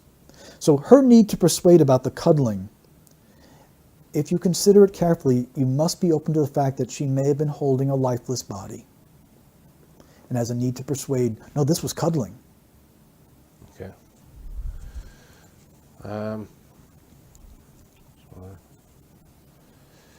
This answer, by the way, was one of the most important answers because here we were able to look at the larger measurement of the statement of what happened as she gets into it. And this is a very lengthy introduction. She's not getting to the point of telling us that Madeline is missing and what must she be going through. She is narrative building of even if we just measured it with the scientific measurement of our formula of 25% introduction, 50% content, 25% afterwards, she is heavily delaying getting to the point and giving lots of unnecessary details. Where do we have more detail? On what Madeline is going through or on the windows? And the curtains, which had been closed, just swung open into the room and revealed that the shutter was all the way up and the window being pushed right across. And then I just knew she'd been taken. Right. She goes to a conclusion of the matter and she goes into present tense language. This is an intelligent woman. She knows how to use verb tenses. When someone is committed to something that happened, I came to the building, not I come to the building. Well, here we have a continued description about the curtains, which is concerning to me, just swung open into the room and reveal that the shutter was all the way up. So if we want to believe what she's going to say is that the reason that she knows that someone had been taken her is because she walked into the room and the room just magically opened itself up and said, look at the evidence. She's lying. Okay. This tells us Madeline was not kidnapped. Okay. Kate says after a quick, frantic search of the apartment, she ran back towards Jerry, who was still with their friends at the table by the pool. I can't remember exactly where the table was. It's kind of in this bit. So it'd be about round here. And I was kind of sitting in this bit. Yeah, I mean, Kate was clearly distraught and I jumped up, but it was kind of disbelief. She can't be gone. She can't possibly. How could she be gone? And I was saying that to Kate as we were both running. Deception indicated, and here's why. First of all, we have him making an assertion. I know where the table was. I know exactly where the table was. So he's giving us an indication, I am on high alert, the same what she had done before. And then, with this precise language, he immediately moves away from it it was kinda, he now qualifies it, this bit, so it would be about around here. And I was kinda sitting in this bit. So going from this exact, this is a form of self-censoring. He is stopping himself from going to this precise way he has a need to conceal. He then describes his wife's emotion. Kate was clearly distraught. Now consider this. If your child is missing, you're going to be distraught. Telling us that she's distraught is narrative. It's not necessary to say. I didn't think that she stopped to smoke a cigarette and to look at how beautiful the stars were in the sky. Of course she'd be distraught. Telling us that she was distraught is unnecessary, therefore it's very important. But he now looks to persuade me. Not only was she distraught, but she was clearly distraught. In other words, her affect of being distraught was beyond any debate. So I want you to know that when my child was missing, my wife was really, really, really upset. That's goofy. And that's what this is. It's a need to persuade. That sounds, to the average listener, that sounds goofy. And I jumped up. You know, we did not think that you stopped for a cigarette. We did not think you said, okay, let me have dessert first. This is also unnecessary language. And then he says, kind of disbelief. I believe him. Because he knows it's not true. He knows what he's doing is narrative telling. And so the first thing he's going to say is, where is she? We must find her. No, she can't be gone. She can't. She can't possibly be. How can she be gone? This is an important part for your viewing audience to understand. Guilty people will ask questions. They are looking to see what answers are out there. They're looking for responses from even the interviewer, from police, from the audience. They're floating their alibis to see, will you agree? The first thing that anyone would say if your child was missing is, where is she? Not how can this happen? No, that this can't be happening. Now, we don't even reach denial stage yet. As a father or mother, the first thing we do is, no, I'm going to find her. She wandered out. The door was open. She's out here, let's get her. They know that she didn't wander out. So he artificially not only imputes his emotions into this part of the statement, he artificially inflates both of their emotions. The fact that he says that he had to do something immediately, and I jumped up, it itself is unnecessary. Of course, any father is going to jump up. He has a need to persuade us. He might, at this point, be reliving the emotions, the motions that he went through in this. So he gives us, he wants us to think that he's in denial. She can't possibly be what? He stopped himself. Be dead? How can she be gone is a question. And I said that to Kate, no.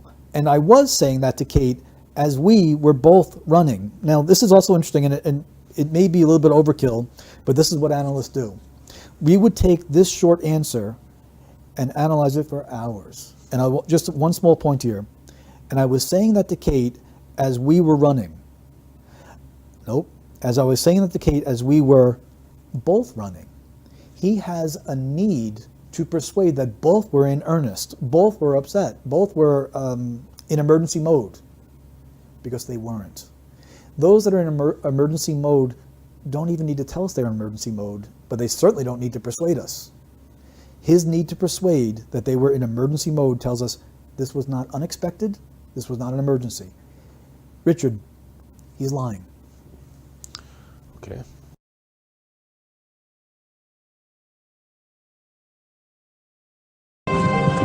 Police were called within 15 minutes, but they didn't arrive for nearly an hour. It took them another 2 hours before they bothered to seal off Madeleine's bedroom. British investigators later called it the worst preserved crime scene they'd ever encountered. Roadblocks and checks weren't put on Portugal's borders for a full 12 hours. And within days, hundreds of guests, potential witnesses and suspects had checked out and left without ever having been interviewed. Now, I can't defend what the police did or didn't do. I don't know it. I didn't work with them. I have no association with them. But I do ask your viewing audience to consider that it is very possible that the initial investigators didn't believe they needed to do any of those things. Yeah. I'd like you to consider this. I know exactly where that table was. And then he stumbles over to exactly where the table was. Why would he give such an unnecessary detail? Why would we care where the table was located? In resisting interrogations, Navy SEALs use a tactic. If an enemy takes a Navy SEAL, the Navy SEAL is taught to resist the interrogation by giving enough truthful details of something irrelevant to satisfy the interrogators. And so Navy SEAL is captured, and he talks about how he dives and cleans the ship. And he gives such details that the interrogators think this idiot is someone's job is just to clean the ship, and he's going on and on about every detail of how he does it and how long he's underwater, what tools he uses. Nothing to find here. Jerry shows a stronger or a more efficient level of sophistication and deception in this manner. This is, in fact, what you had mentioned earlier in your question. This is a form of diversion. He is safely going in to describe a table, because that's a safe thing to say. We call this leakage. He knows what happens, or I'll say it this way. The brain knows what happened. He now has to go into the brain and talk about what happened, but not give it away. It's really difficult because he might choose some of the wrong words by accident. So he focuses on a table, and then he stumbles on it because it's such a ridiculous point. He's using a diversion tactic because it's necessary. So what we do is we say, well, here's a diversion tactic. Why would the dad of a missing little girl need to make such effort to divert attention away from what happened? The night seemed so long. Every second was excruciating, and it was dark, and he just wanted to be light and everybody searching, and Madeline found. Okay, this particular statement itself is very concerning. First of all, we'd ask the question, for whom was this night so long and so excruciating for? For Kate. Or if we want to listen to her words, it was not even for Kate, it was for you. Listen to what she says. Believe what she says. The night seemed so long, every second was excruciating, and it was dark, and you just want there to be light. Not she, not her as a mother. But by the way, was it excruciating for Madeline to be taken? She shows concern for you or herself, and nothing for the child. A parental instinct is so powerful that we've used it in judicial courts since time out of mind. Going back to the Solomonic courts of your Bible lessons, where two women gave birth to children, and one woman rolled over and suffocated the child. And they each claimed custody of the living child. Neither wanted custody of the dead child. And it went all the way to Solomon's court, and people who know the story said Solomon said, bring me a sword, cut the living child in half, and give them each half their baby. Solomon had no intention of committing murder. What Solomon had done was repeated both women's arguments. The woman who actually gave birth to the child said, let her, the liar, have the child. Let my child live. And everyone was able to see that's really the mother. He was exploiting maternal instinct. Prior to that, he simply repeated their arguments. And if we listen very carefully, especially as it comes out in Hebrew, it's very simple. This mother says, the dead child is hers, the living child is mine. She mentioned the dead child first. That's what people do. They mention their own first. But this mother says, no, the living child is mine, the dead child is hers. She mentioned the living child first because that's her child. When no one understood that, when no one was listening to the order of which someone spoke, then Solomon called for the sword and said, cut the baby in half and give them each half, without any intention of murder. The maternal instinct came forward, everyone knew. They would have known before the sword was taken if they just listened to each mother. So I ask you to listen to this mother, and listen to her carefully. The night seemed so long, for whom? Every second was excruciating, for whom? It was dark, and you just want there to be light. Okay, let's find out what you want. Let's look at the order. You want there to be light, you want everybody searching, and you want Madeline found.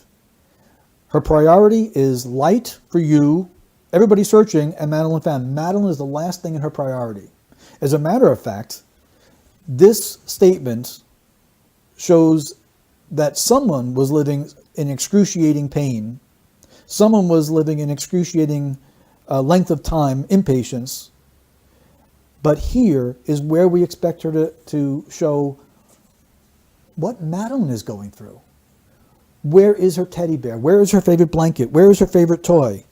Not a single word of concern. Now, why would she give last in her priority Madeline being found? I ask your audience to consider, she doesn't want Madeline found. Any parent, innocent parent, would want that first and foremost. She instead turns to lights, and that would be more further insight psychologically into their own thinking. But her order tells us that the last in her priority is having Madeline found. We also see that the emotion that's used is narrative, but it's also focused towards her. However, in the pronoun you, even that she doesn't take ownership of. I think it was an excruciating night, and I think that her concern for herself is genuine because this is what I'm building towards. Mm-hmm. There's no concern for Madeline by a biological mother and by a biological father because Madeline is dead. Madeline is beyond concern. Madeline is beyond help. There's no more fretting or worrying for Madeline, and that's what's in this statement. Mm-hmm. Is Madeline crying? Does she have her favorite teddy bear? Is she getting her meds? Is she calling out for me, the mother? Is Madeline in excruciating pain? What must Madeline be experiencing in the hands of strangers? These are all things that were not in their language. Yeah. And this is consistent. This is not just one interview. These people have always been focused upon themselves. They have always given indication that Madeline will not be found alive, if found at all, and that Madeline being found is not something they want to happen. Mm-hmm. Their concern is always for themselves because Madeline doesn't need concern any longer. The past tense reference is one thing that indicates death, but this is the most powerful part of the analysis, is that they're telling us Madeline is dead. Now, I know that people wondered if there was a kidnapping, if they were sold into sex rings, child sex rings, and these things do exist. That's not what's in the parents' language. So I can only say what's in that language. And I'm letting them guide me. I'm letting them dictate to me my opinion by the words that they're choosing. And they're actually going to give us more detail. Mm-hmm. Richard, they're going to confess. You think so? Oh, you mean in the subtext of the interview? You don't mean literally, do you? They're in this statement, we're going to see what we call a statement analysis confession. They actually admit it to us what happened. Did you kill your daughter? No, that's an emphatic no. I mean, the ludicrous thing is what's been purported from Portugal is that Madeline died in the apartment by an accident and we hid her body. Well, when did she have the accident and died? Because the only time she was left unattended was when we were at dinner. So if she died then, how could we have disposed or hidden her body, when there was an immediate threat? It's just nonsense. So, and if she died when we were in the apartment or fell and did something, why would we cover that up? And this is what we call the embedded confession. This is where a guilty party will put together in their own language what happened. And we need to listen and believe them. We also have the principle of them asking questions. This is very important. They're asking questions to find out how their answers will be responded to. Will it be ridicule? Would it be acceptance? Will it sound sane? Will it help get them off the hook? Listen very carefully to what they say. It's a yes or no question. Did you kill your daughter? No is a good answer. And what I teach investigators to do is when someone is asked a yes or no question is to count on their fingers the number of words following the word no. No. That's an emphatic no. And on and on, and obviously it goes into the point where it goes beyond your 10 fingers. When it goes that long, very simply speaking, there is a need to persuade. So the no is not going to stand on itself. If he said no, I didn't kill my daughter and I'm telling you the truth, this would be something very strong. And we'd have to ask about her. And we'd also have to ask, did something cause your daughter's death? That sort of thing. But here, no, that's an emphatic no. The first thing we know about his denial is that his denial, from his perspective, needs some help. It's weak. That's an emphatic no. So the first thing is no, okay, an emphatic no. My no needs emphasis. Why does it need to be emphasis? Is one. I mean, the ludicrous thing is what I suppose what's been purported from Portugal is that Madeline died in the apartment by accident and we hid her body. Okay. What he tells us here is Madeline died in the apartment, his words, by an accident, which would support the pronoun we that we heard between mother and child, and we hid her body. I believe him. The reason I say this is an embedded confession is because he is not entering any other language. He's not quoting anyone. For instance, if I said, well, you said that I killed her, that's not an embedded confession because I'm actually quoting you. Here, he's not only is he not quoting anyone, he's only saying what's been purported, not even an accusation. And we need to be listening to him. This now tells me, as an analyst, Madeline died in the apartment. So I know from their language thus far that Madeline is not alive. They are in need of an alibi. The death was not intended, and the location of the death is in the apartment. And again, by accident. And then I know something else now. I know that we hid the body. Jerry and his wife, the two McCann's together, they worked together to hide her body. Then he goes into questions, and this is where guilty parties are looking to see what a response is. They're disguised as rhetorical questions, but they want to see what people respond to them as. This takes place even in the interview process. Well, when did she have the accident and died? Okay, what they want to know is, do people know the exact time of death? Because the only time she was left unattended is not the only time we left her. He's now removing himself from that. Left unattended is passive. Was when we, which shows unity between him and his wife, were at dinner. So if she died then, which this is, we call this an allowance. The father of a missing child is allowing for a scenario that denial will not allow. There's no natural denial. He's saying if she died, then, not even if she was dead, which is itself a red flag, but now about a specific time. How could we have disposed, hidden her body? The word disposed and then hidden, the change there, actually shows respect for Madeline. It's a softer terminology. Not dump the body, and he even changes dispose, it's self-correction, from disposed to hidden. He now tells us that they didn't dispose the body, they actually hid it.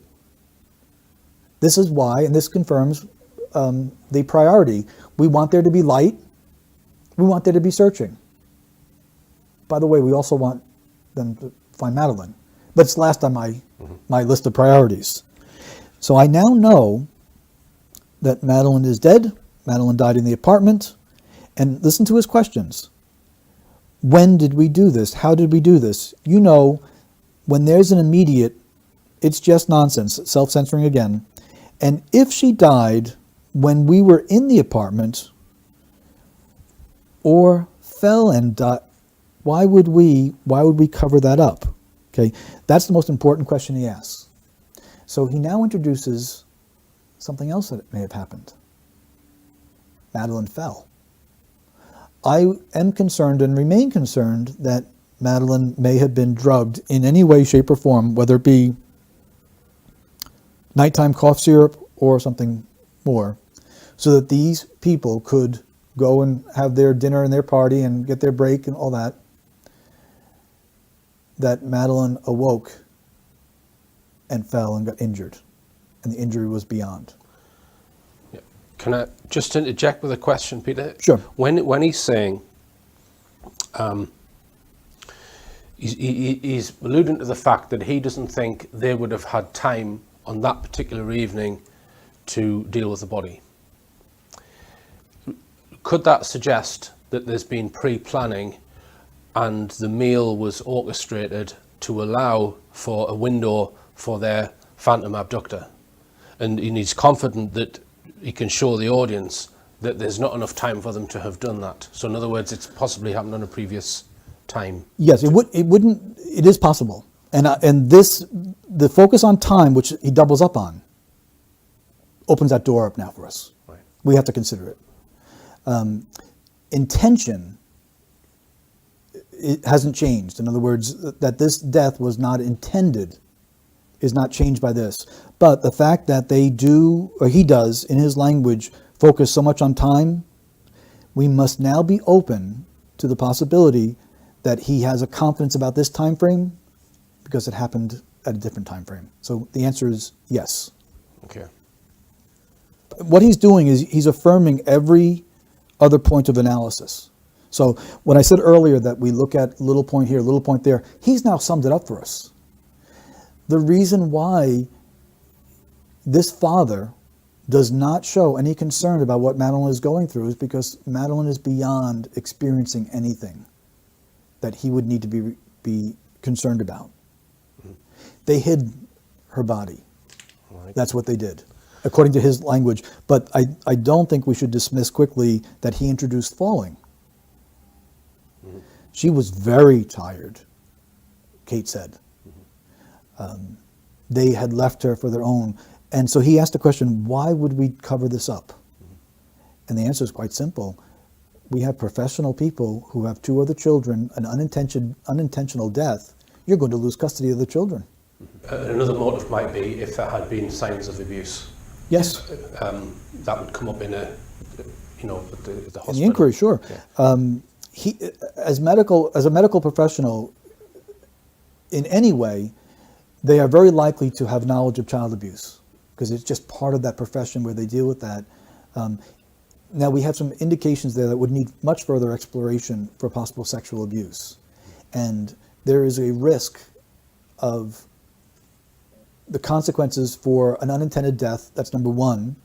Risk of losing the other children, number 2. And then as you point out, when Child Protective Services sends in a professional to investigate, every case is explored for sexual abuse, whether there's allegations or not. All indicators of all possible abuses are explored for. Neglect, physical abuse, emotional abuse, sexual abuse are going to be explored for in every case. Because we have some linguistic indicators, which could be them as parents, it could be them as abusers, it could be him as an abuser, it could be her failure to protect. We have to explore for it. Right. The consequences could go on more than just losing custody of the twins. Mm-hmm. It could be loss of freedom. Yeah. When a guilty person asks questions, they're floating out alibis, they're looking to see what sounds plausible. And in his question, he says, well, when did she have the accident, not a accident, the accident, and died? The only time she was left unattended was when we were at dinner, so, which is establishing his alibi. If she died then, how could we have disposed of hidden her body? Now, it's interesting, when some people ask questions like that, they don't always get the answers they want to hear. We had here in the United States a baseball player who was accused of using performance-enhancing drugs named Roger Clemens. And under oath he said, if I have all these performance-enhancing drugs, it would mean that someone supplied them. Who is this? Who supplied them? I wish he would come forward. So he asked who supplied them, and then he made a wish. The man who supplied him with performance-enhancing drugs came forward and fulfilled his wish and testified against him. So by asking a question, they're trying to portray it as if it's not plausible while they're giving out information and admitting what happened. Mm-hmm. This is an embedded confession and statement analysis. This is not the quote of someone else accusing them. This is what was purported to come out from Portugal. what he's saying to you is Portugal police know. So they may make various statements, but the investigators on the ground, if we were to talk to them, the ones that first responded, they would tell you exactly what they feel about this case, and I think it would be right here, that it's a cover-up. And that gets even more ludicrous, that we've obviously hidden her somewhere incredibly well, where nobody's found her. I believe what she's telling me. I believe that, first of all, the word obvious means to accept without question, and I am following it. That we've obviously, it's obvious to, and this is a concern of hers, that people recognize they've hidden her somewhere incredibly well where nobody's found her.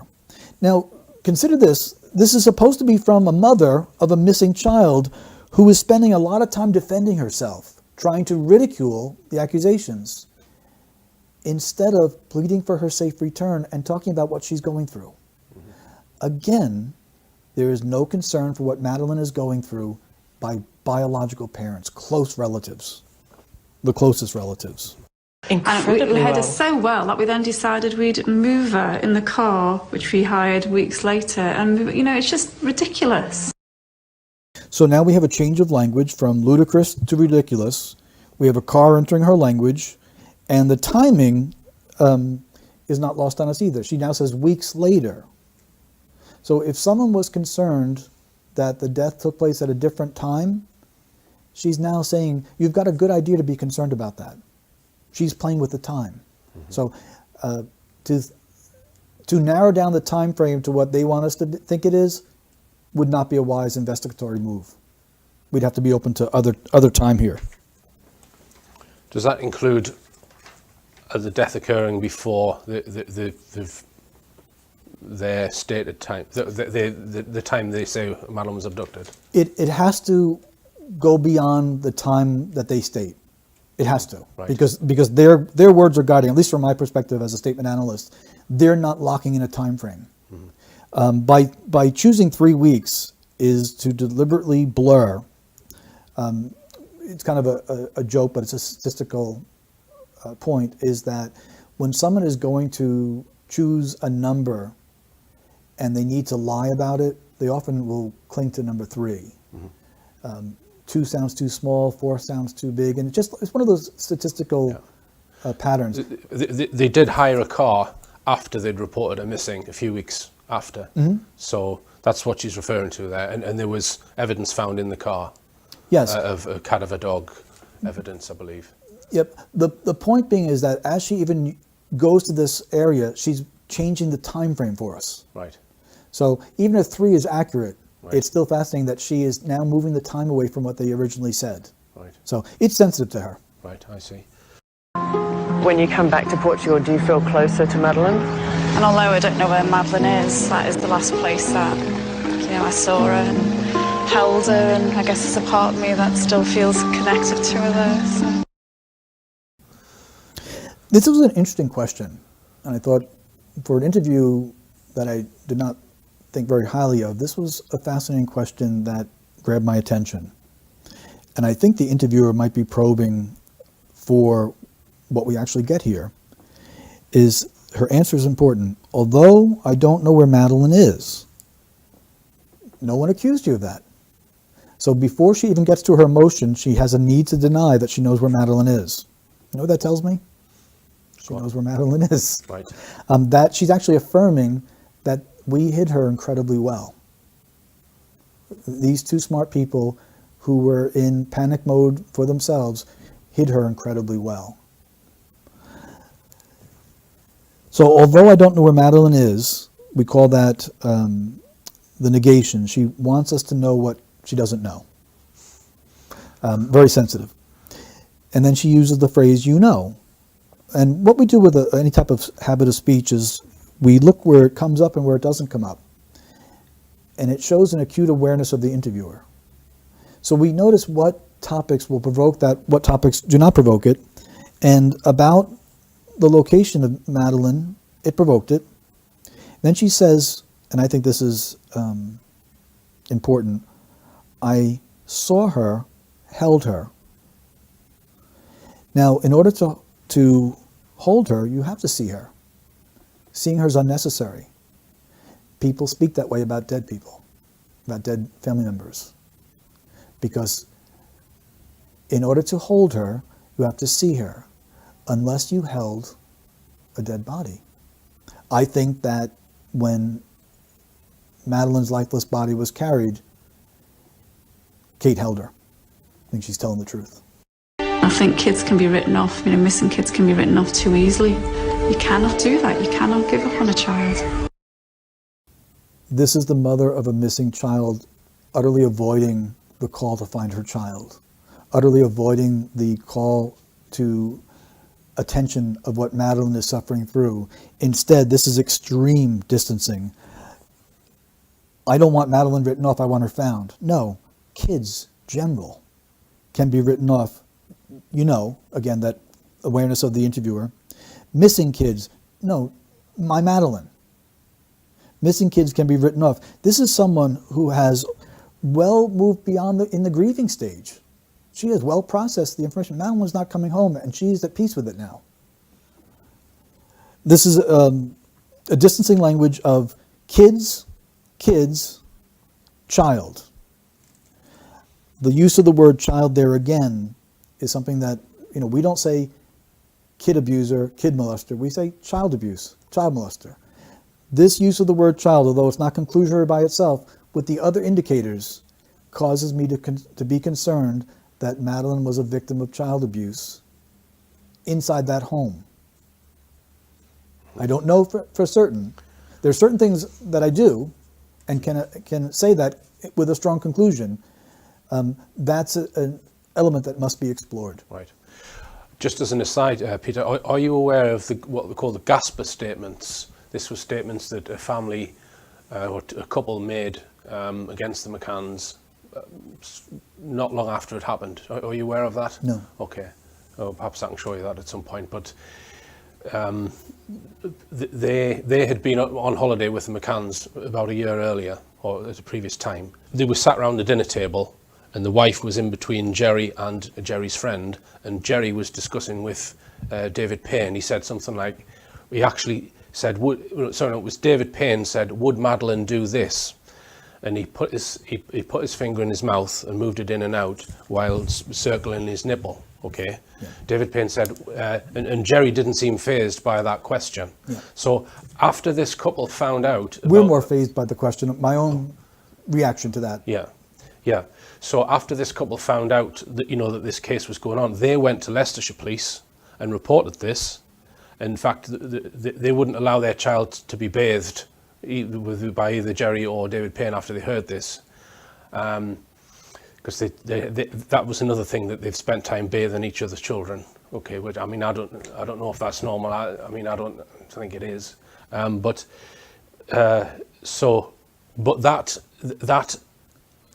them going to report that in the UK was withheld. The British police didn't send it to the Portuguese police investigation until the lead investigator had been sacked.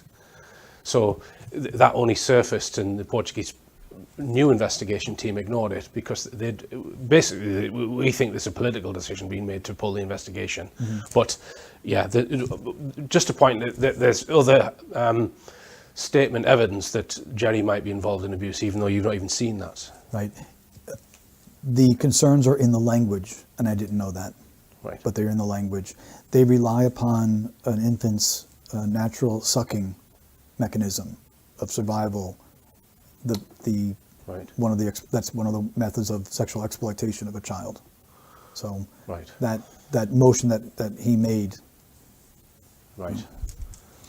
That would certainly fit into the language then. Kids are survivors.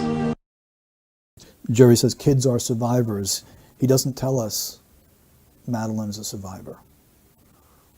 He follows the same vein. What they're doing is psychologically they're gone. They're distancing themselves from Madeline. That she doesn't exist.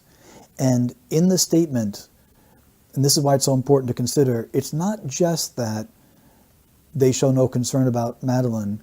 We have to enter into their language. We have to go into their world. The reason they're not concerned about Madeline is because she's beyond concern. She doesn't exist any longer. So it's natural for them to talk about kids being survivors and kids doing this, or you feeling that, or you feeling this. because they've already processed it. It's gone. Madeline means tower of strength. Wherever she is, whoever she's been with, whatever's happened, we will get her through it. Okay, my transcript says, Madeline means tower of strength. Wherever she was, whoever she's been with, whatever's happened, we will get her through it. Several things. She doesn't tell us that Madeline is a tower of strength. She doesn't say that she has any strength. She doesn't show any detailed concern for Madeline. And she says, we will get her through it, which is a form of passivity after saying that Madeline, the name means strength, but we will get her through it. There's a disconnect there in language, which is more narrative storytelling, almost poetic. We'd find that on a card of someone well after death. You will not rest until you find your daughter, until you wrap your arms around her. Why do they say such things? As a journalist, why feed information to a subject that way? Makes no sense. I don't believe any parent could, and I don't believe we could ever reach a point where we just think, oh, well, we've done everything now. Whilst the situation remains as it is, Madeline's out there and she needs us to find her. You'll keep looking forever. We will. This is, again, another indication that the processing of information has been complete. She tells us what she doesn't believe, tells us what doesn't happen. I don't believe any parent could, and I don't believe we ever could, reach a point, and this is her language that I believe her, we just think, oh, well, we've done everything now. I think that we've hidden her incredibly well. We've done everything now. Her death wasn't intended. We've moved on. So while Madeline's plight, while Madeline's pain, while Madeline's suffering is there, no, while the situation remains, it's a situation. Madeline is no longer part of the picture. There's a situation, and those in situation involved in it are she and her husband. For them, it's a situation. It is not a trauma. This is very soft language. The situation remains. Not Madeline's not been found. And Madeline's out there. Do you notice that she avoids saying anything about the person that has her or the people that have her? So not only do we not have any connection, but even if they had been guided by law enforcement, they would be speaking to the kidnappers. They would be seeking to provoke empathy or some reason to bring her back. No, she's just out there in the passive voice. That again is another indication they're not concerned. Madeline's beyond the need of their concern. What's the last thing she says? She needs us to find her.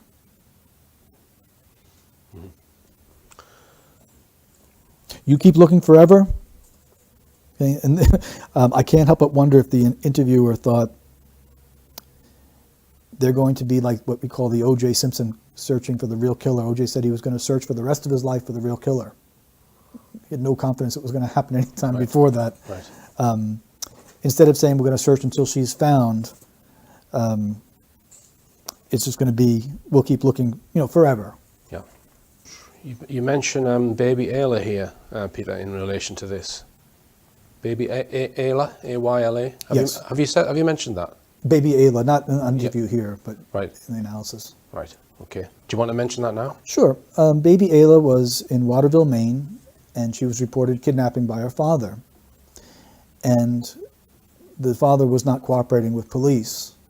And the family was, the mother, because they're not married, was trying to get the father to speak. And she finally told media that the father is not cooperating with police. This got a response from him. Liars are always concerned about their reputation. He said, contrary to rumors floating around out there, I have been cooperating with police. And so with the phrase, rumors floating around out there, is a strong indication that baby's in water. And that's where the searching went on. He had, was asked, how did you do on your polygraph? He had been accused of low-level drug dealing, child abuse, other things. He answered, I smoked it.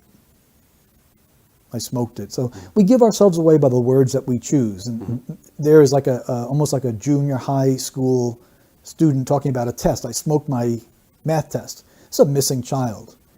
He referenced her in the past tense. He never showed concern at any given time for anything that the child may have been experiencing. All his concern was about himself. This is the same of the McCann's. It's very similar. And when we listen to people and follow their language, and their concern is making sure they ridicule instead of deny any possibility of their involvement, that's what their priority is. But we went through this interview, and not once did I hear a single word of human empathy expressed from Madeline. Not once. Madeline is the victim. And if the deception was to be believed, someone had Madeline. And was she wearing a warm coat on a cool night?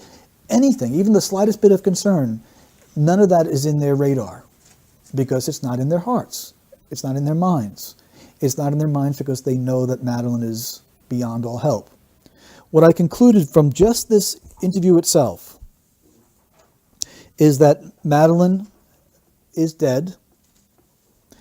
The death was not intentional, that they have disposed of her remains in a hidden manner of which they feel confident will not be found. The cause of death was likely not intended and may have included both causing her to be very sleepy and a fall. They have feared being accused. Their concerns about themselves, and that the time frame that they've given must be questioned.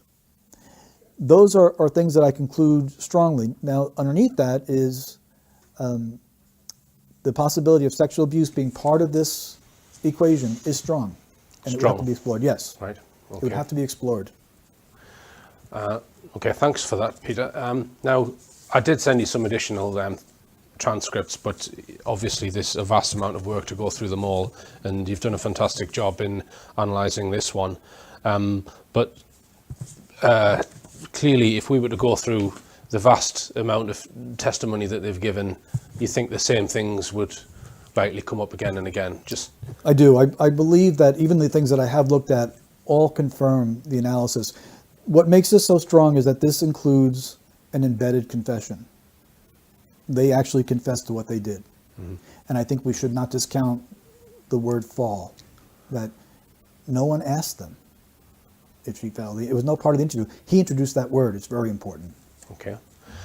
All right. Is there anything else you want to add about the McCann case before I just ask you a few closing questions, Peter? Yeah, I think I... Okay. Well, thanks very much for that. So, yeah, in my email to you, I mentioned other subjects, non-criminal subjects. Have you ever considered non-criminal subjects? Because there are a lot of purported conspiracies or cover-ups out there that might not necessarily be criminal, where people could leak out information about through statement analysis. So have you ever considered that? Is it... I mean, professionally or about this case? No. Well, in particular, I mean, I mentioned here NASA, which is obviously an organization in America which went to the moon allegedly and have done lots of alleged things which a lot of people question. Mm-hmm. Something like that, would you consider? Sure. Or do you think it might damage, your reputation in terms of a criminal investigation? No. As a matter of fact, I work for businesses in doing employment analysis. Mm-hmm. And so if someone applies for a job and the United States government limits the questions that you're allowed to ask. So what I do for companies is, it's legally sound. I will say to a potential hire, please tell me about yourself. And if someone is a thief, they're going to tell me through the lens of statement analysis. So in terms of any other topic out there, if there's statements, we can analyze them. If there are official government releases, we can analyze it because there's a writer or writers behind that. Mm-hmm. Sometimes we have statements from defense attorneys. Defense attorneys will reveal what they believe about their client's guilt or innocence. Right. I analyzed, for example, Franklin Delano Roosevelt's statement about the December 7th attack at Pearl Harbor by the Japanese Navy. Mm-hmm. Okay. And he is deceptive about it being a surprise. Right. He wasn't truthful. Really? Yeah. So it matters, the longer that someone's in analysis, it matters not what the narrative is. Mm-hmm. The truth is the truth. Mm-hmm. So if it sounds absurd, I can't change that. I am just a scientist of that sense of mm-hmm. words. Mm-hmm. So if I look at a claim, and if the person intends to deceive, I'll pick it up. Right. Now, if the person is wrong, but they believe it, there's no deception there. Yeah. It's only their intention to deceive that I can pick up. Right. I've mentioned it in the notes here. There was a press conference in 1969 when Neil Armstrong and Buzz Aldrin allegedly came back from the moon, and it's probably about 70 minutes. And they're speaking freely. They're asked quite open questions about what they experienced, and my feeling is there's a deception going on in there, and they're not being truthful about what they've done on that mission, which I know a lot of, especially in this country, a lot of Americans. Well, there's a lot of Americans don't believe that they went to the moon. Mm-hmm. I don't know what your feelings are on it, but that would be high on my list of things for you to look at if I was going to ask you to look at other things. Yes. Okay. And it's simply look at to see if they are intending to deceive. Mm-hmm. Because in 1969, we look at the context, there is a great deal of fear between the West and the Soviets. And so there was a desire on each part to inflate their scientific knowledge to try to avoid nuclear exchange. Mm-hmm. Pretty tense times. So if one of the astronauts is speaking freely, it's very likely I can tell you if he's intending to deceive or not. Okay. Okay, all right then. And just if people watching this, Peter, want to get involved themselves and become statement analysts, what's your advice? They must have formal training. As you've seen now through this, that the information on a blog is very short, without much explanation, and without the discipline of formal training, even very intelligent people will go astray. And so maybe they will hit 70% accuracy, but the 30% misses are going to discredit not only themselves, but the science.